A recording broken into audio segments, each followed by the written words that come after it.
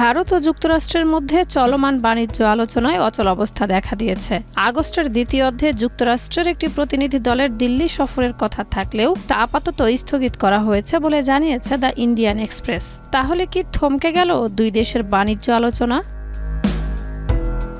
নরেন্দ্র মোদীর ফেব্রুয়ারির যুক্তরাষ্ট্র সফরের পর শুরু হওয়া এই আলোচনার ভবিষ্যৎ নিয়ে অনিশ্চয়তা দেখা দিয়েছে এমন এক সময় যখন প্রেসিডেন্ট ডোনাল্ড ট্রাম্প ভারতীয় পণ্যের উপরে 50% পর্যন্ত শুল্ক আরোপের ঘোষণা দিয়েছেন, যা বিশ্বের যে কোনো দেশের জন্য সর্বোচ্চ।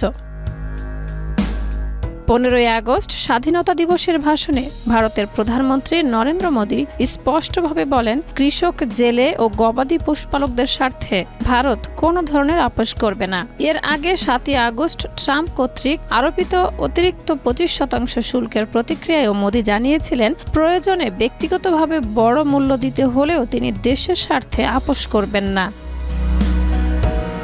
এর আগে গত 7ই আগস্ট ট্রাম্পের দেওয়া অতিরিক্ত 25% শুল্কের প্রতিক্রিয়ায়ও মোদী জানিয়েছিলেন, প্রয়োজনে ব্যক্তিগতভাবে বড় মূল্য দিতে হলেও তিনি দেশের স্বার্থে আপোস করবেন না।